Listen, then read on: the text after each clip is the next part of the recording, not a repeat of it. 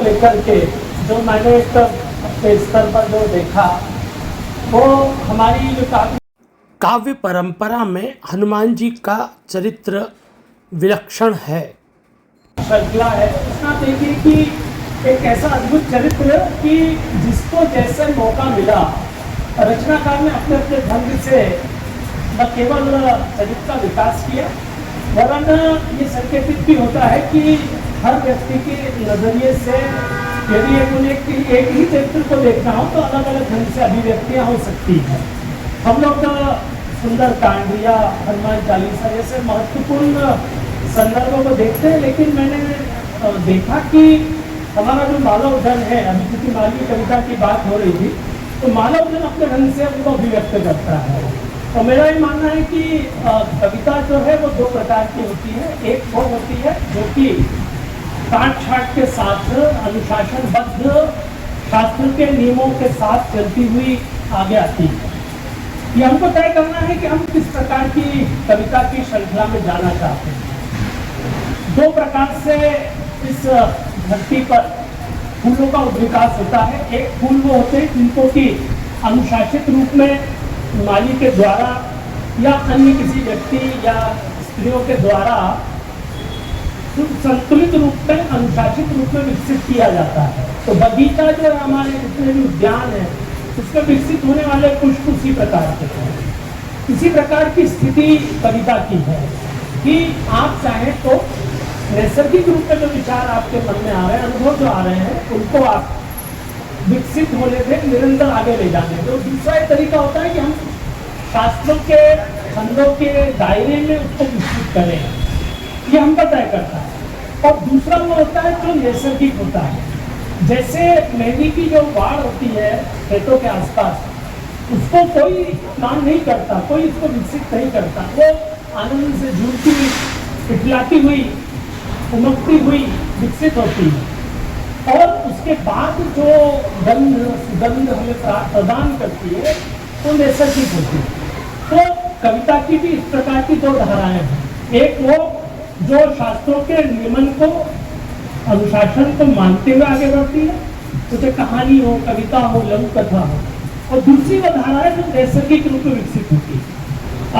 मैं चूंकि एक उदाहरण के साथ अपनी बात को संपन्न करूंगा, अभी टाइमर देखना बंद कर दूंगा, नहीं तो पता चला कि बात अधूरी रह जाएगी। आप देखिए कि पारंपरिक ढंग से शास्त्रकारों ने अपने ढंग से हनुमान जी के बारे में जो प्रस्तुत किया है तो उसका एक बहुत ही प्रामाणिक और महत्वपूर्ण उदाहरण है।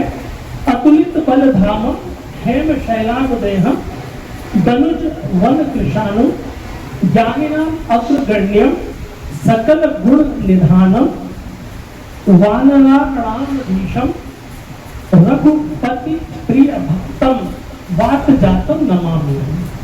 आप देखिए कि उनके चरित्र के जितने महत्वपूर्ण पक्ष हैं सबको एक रचनाकार ने स्तवन के रूप में समाहित कर दिया।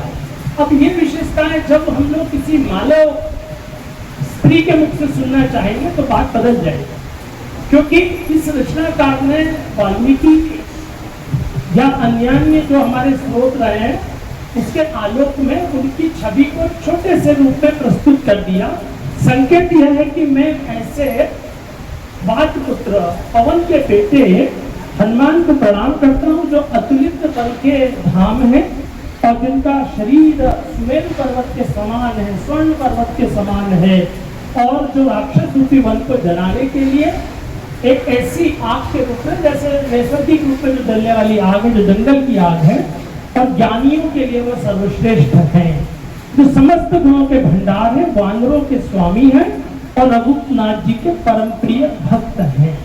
अब मैंने मालवा में जब इसी बात को देखने का प्रयास किया तो रोमांच खड़ा हो गया। ऐसा लगा कि एक नैसर्गिक प्रतिभा से संपन्न रचनाकार वो सब कुछ प्रकट कर देता है जो शास्त्रबद्ध, अनुशासनबद्ध, पिंगल आदि के नियमों का पालन करने वाला व्यक्ति भी नहीं प्रकट कर सकता।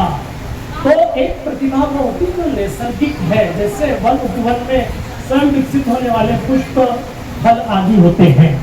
सुनिए, धराव दिशाती इंदर गर्जियो, धराव दिशाती इंदर गर्जियो, झमकड़ लागी बिजी हो राम, आत्मनेति चंदा आयो, लारे नवलख तारा हो राम। लंका ती हनुमान जी आया, लंका ती हनुमान जी आया, गोठो खांडे झरियो हो राम। राम राम रा भजन सुनाया, भजन भाव में झूम्या हो राम। सीता रानी प्रकट होया, मधर मधर मुल्कावे हो राम। धनुष पांडे राम जी प्रगटिया, धरती आनंद होती राम। झमझम झमाझम बरखा होई, खेती माता हर्षी हो राम। ये मालवी। अब इस मालवी में जब हम गहराई में उतरेंगे तो मैं संक्षेप में ही केवल सूत्र में कहना चाहूंगा कि जो हमारे आर्ष कवियों ने, संस्कृत के महाकवियों ने या हमारे पाली प्राकृत के कवियों ने जिस रूप में जिस चरित्र को प्रस्तुत किया है, हमारा मानव जन थोड़े से में यदि हनुमान चालीसा का सार यदि देखना हो तो इस छोटे से लोकगीत में दिखाई देता है। और आप देखिए कि खेत में बैठा हुआ किसान किसानी अपनी अभिव्यक्ति कर रहे हैं, संकेत दे रहे हैं। धरम दिशा की इंद्र गर्ज, धरम मतलब ध्रुव दिशा। हमारे यहाँ पर पूर्व पश्चिम उत्तर दक्षिण, तो उनका नामकरण हमारे लोक में किस प्रकार है? तो ध्रुव की दिशा, उत्तर दिशा से, उत्तर दिशा से इंद्र गरजता है। झमकन लागी बिजी हो राम, बिजली जो है वो चमकने लगी, सबको भयक्रांत करने लगी। उस समय आत्मने की चंदा आयो। आत्मने मतलब निगम जी बताइए, आत्मने की चंदा यानी पश्चिम दिशा। मालवी भाषा में दिशाओं के नाम विशिष्ट हैं। उगमने यानी उदय की दिशा, पूर्व। आत्मने यानी अस्त की दिशा, पश्चिम। ध्रुव दिशा उत्तर दिशा है और लंकौ दिशा दक्षिण दिशा है। तो इस गीत में कहा गया है कि आत्मनेति चंदा आयो, लारे नवलख तारा हो राम। जो पश्चिम दिशा है वहाँ से चंद्रमा आया है और अपने साथ 9 लाख तारे लेकर के आया है। लंकाती हनुमत जी आया, लंका अर्थात दक्षिण दिशा से हनुमान जी आए। गोठो खांदे धरियो हो राम, उन्होंने अपने कंधे पर गोठा धारण किया हुआ है। फिर हनुमान जी की विशेषता है कि वे राम नाम का भजन सुनाते हैं और सारे लोग भजन भाव में डूब जाते हैं, झूम उठते हैं। फिर आगे कहा गया, सीता रानी प्रगट होया, मधर मधर मुल्कावे हो राम। और तब सीता मैया प्रकट होती हैं, मधुर मधुर मुस्काती हैं। धनुष बाण ले राम जी प्रगटिया, धरती आनंद होयो जी राम। और जब धनुष बाण लेकर राम जी प्रकट होते हैं, धरती आनंद विभोर हो जाती है। झम झमाझम बरखा होई, खेती माता हर्षी हो राम। और फिर जब झम झमाझम वर्षा होती है, खेती जो माता है वह हर्षित हो जाती है।